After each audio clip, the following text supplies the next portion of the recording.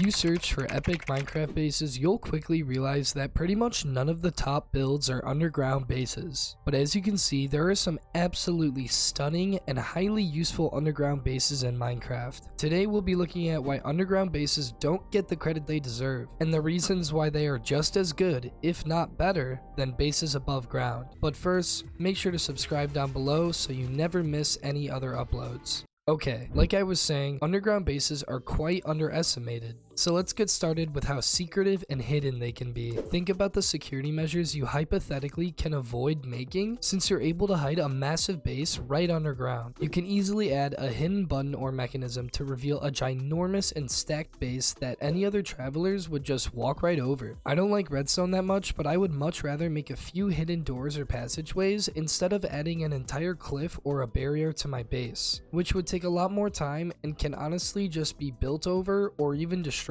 Just look at this secret underground door made by Mumbo Jumbo. It's not even that hard to create, but it'll help you keep all your precious goodies and private business on the down low. And props to Mumbo for creating this awesome door. It's really just one example of the amazing possibilities with underground bases. Next, let's talk about how easy you can expand your underground base. The best part of these bases is that it's pretty easy to make bigger and expand. You literally can just carve out a new room or a section in one of your walls. For example, I made this small little base here, but I can easily expand it and add an enchanting room and crafting room by just breaking this wall down. There's really no need to worry about what my base looks like from the outside because, well, you can only see it from the inside, yet it still looks awesome even without all the fancy details you would normally put on your above ground builds. Now this next point doesn't apply to everyone, but building underground can sometimes lead to less FPS lag. If you were like me 10 years ago playing on a family computer or a laptop or even a toaster, you needed every single FPS boost you could get, and one thing I remember is that being underground would often help since your computer doesn't have to render a bunch of bullshit like these cows having a little bit too much fun in public. When your whole base is underground, you will be underground a lot more. So if your computer doesn't have to work as hard, you can enjoy Minecraft with higher FPS. Your world will be less laggy, and maybe you can even handle shaders. Okay, we've covered a lot so far. Take a breather, get some water and a nice snack, but also make sure to subscribe and like the video. It really helps with the YouTube algorithm. Right, so now let's discuss how underground bases can literally fit any style, theme, or aesthetic you please. You can have a medieval bunker, a futuristic chamber, a naturalistic cavern, and many other themed bases which may look a little weird if they were built on the surface, since the biome you're in can dictate a lot about what sort of blocks and style you might want to use to build your base. Think of it this way, it's a lot harder to make a futuristic base in the jungle than it is underground. It just doesn't really fit in the jungle. Just take a quick look at this base that I threw together. It's a pretty quaint little starter base. Now take a look at this futuristic aquatic base I made. They're two completely different vibes, but they both work great and they didn't even take that long to make. You could even expand your base and have different themed sections to make one mega base. The possibilities really are endless, and it generally takes a lot less work to make an equally awesome underground home. So as you can see, I think a lot of people underestimate the possibilities with underground bases.